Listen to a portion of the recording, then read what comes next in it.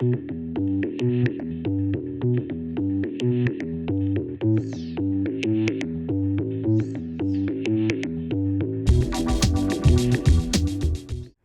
everyone, and welcome back to Get Acclimated, part of the Altitude Sickness podcast. I am Tony, and today we're going to be talking about another pitching signing that the Rockies made yesterday as I record this, of Jose Quintana. I already made a first video on who the Rockies signed, Tomoyuki Sugano. Already made a video on him, and that was posted, I'm assuming, a few days ago from when this is uploaded. But yep, today we're going to be talking about the second pitcher that the Rockies signed on that day. And if you haven't seen how this series works, I'm pretty much just going to go into a little bit of the few things from the last season that the player had, and just a few things that I find interesting about him and what to look forward to in 2026. I'm not really going into the projections of next year either right now, just because honestly, they don't really tell much, and it's there. I don't really know how good projections are really going to be, especially for Rockies players, because I think that they might inflate them a little bit because of Coors Field, but also that could be done correctly. I'm just not going to get into that right now. And so without further ado, we're going to just talk about Jose Quintana. So he is from Arjona, Colombia, and he was signed as an international free agent like a long time ago. He's been in the league for a while, about like 14. I think this will be his like 14th year. So he's been in the league for a while.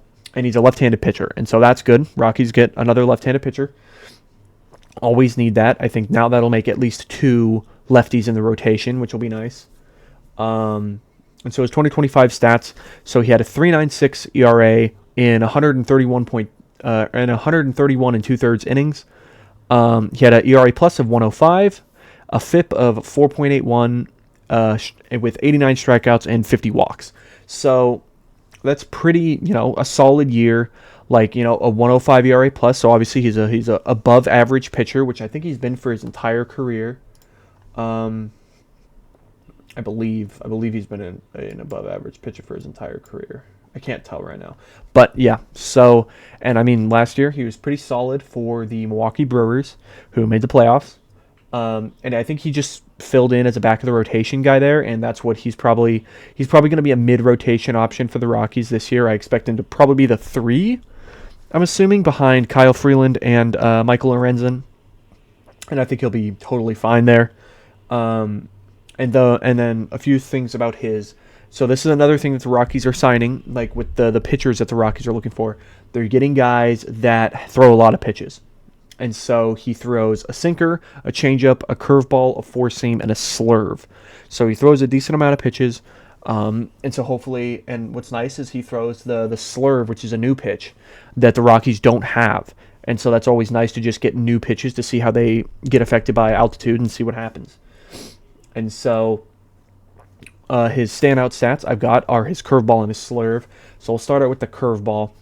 So opponents hit 211 yesterday. Hit 211 last year with a 329 slugging percentage, a 22.2% whiff percentage, a 45.5% hard hit percentage. It averaged 78.2 miles an hour, which I think is a lot slower. It's a little bit slower than the average curveball. And then something that I find interesting is that it has a 3.5 inch less drop and 1.8 inch less break than the average curveball thrown by a lefty. So this is a much tighter curveball. It's not a big looping curveball someone like an Austin Gomber has, where if you remember, his curveball was a big looping curveball coming from the left side. Whereas here with Quintana, it's a much tighter curveball, almost looking more like a slider. It's almost got more slider-like looking action. And so just with more horizontal movement. It's honestly like a lefty Tyler Kinley slider, which is going to be cool. I think that's good because I think Tyler Kinley's slider was actually pretty decent at Coors Field. It's still got a decent amount of break. So that'll hopefully be able to stay true and be good. And then with his slurve, so this is where I find it interesting. So his slurve he was very, very efficient with his slurve. Opponents hit 122 against it. They slugged 122. It had a 32.9% whiff percentage, a 13.3% hard hit percentage. So this thing just did not get hit hard and didn't get hit almost at all, which is good. And then this one had 5.3 inches less drop and 1.7 inches less break than the average slurve.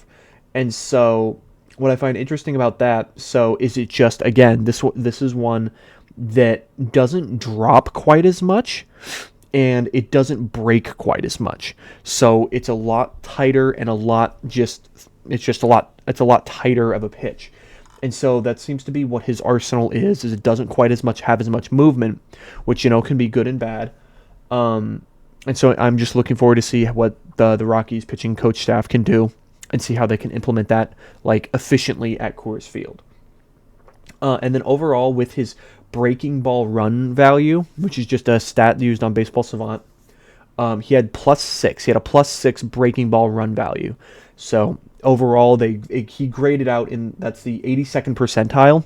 So he graded out very well with his breaking pitches last year, and those breaking pitches, included the curveball and then the slurve. So very good pitches that he had there. And then his second standout thing is his changeup. Now, this is not so much the changeup. I'm not looking at this so much because of the stats that it ended with, because opponents hit 274 against it, slugged 340, 354. It had a 34% hard hit percentage, so it wasn't amazing.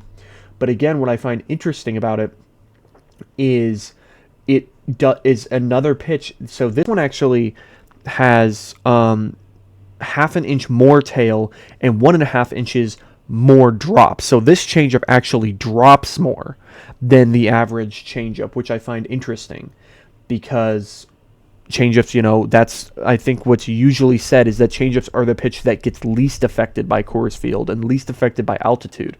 And so if you have a pitch that already can drop more than the average changeup, it's going to get less affected and therefore can hopefully be more effective against hitters.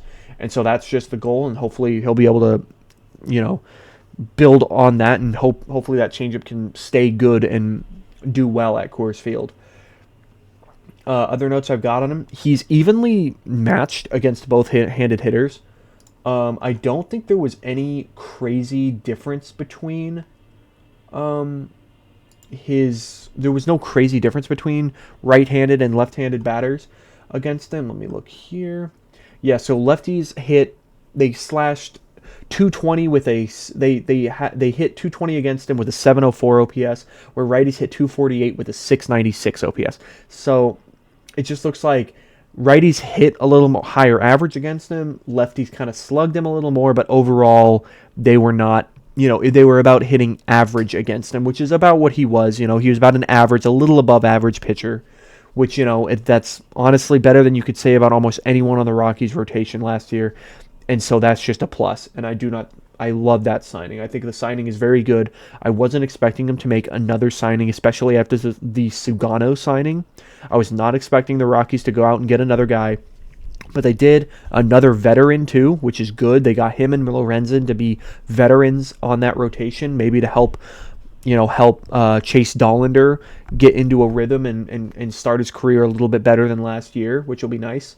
And other things I got is just he's going to be a solid innings eater, and he'll give us just quality veteran innings, which I think that's kind of an intangible, like a good thing to have. It's just a veteran presence, and he'll go out there and pitch, give us what we need, hopefully, which is just someone in that middle of the rotation to just go out there and pitch every 5 days and give us some good length. Because early in his career, he was a pretty high inning guy.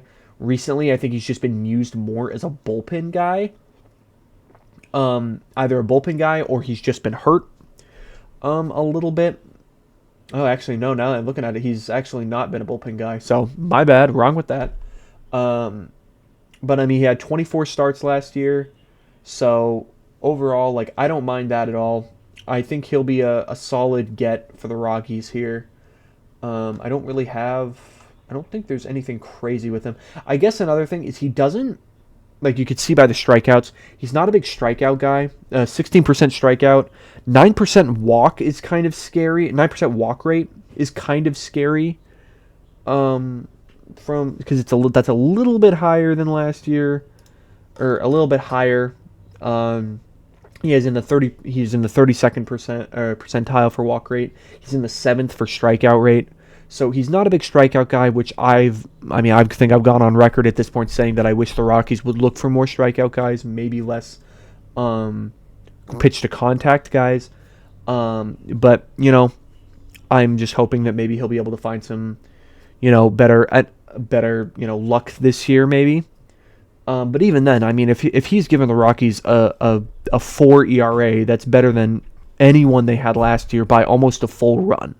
So like that's the thing. We're signing on here to get guys that are going to give us a solid year, and I think that that's what we got here with Jose Quintana, a good veteran starter that I think is overall a great signing for the Rockies, and I'm looking forward to it. This is now almost a completely revamped rotation at this point. You got Kyle Freeland. I think right now Fangraphs has Kyle Freeland and Chase Dollander in the 5. So Kyle Freeland number 1, Chase Dollander at the 5 starter, but the middle 3 are new guys. We've got Michael Lorenzen, Jose Quintana, and Sagano. So a fully new revamped rotation, which I mean needed to happen, and I do not think that would have happened with the last front office. I think with this new front office, they're willing to spend the money. They're willing to go get guys because they know where we need help. And so hopefully this will all, pan out at least a little bit better this year for the Rockies. But again, overall good signing. I'm happy with it. But other than that, that's kind of all I've got with him. And so yeah, I'll keep uploading these videos until they stop getting new guys, which I'm not going to complain about because I'm happy that the Rockies are actually active in an offseason for once, and we're actually going out and making this team better, which they need to be doing. And so, but other than that, that's all I've got. So as always, go Rockies, and I'll see you guys in the next one. All right, bye.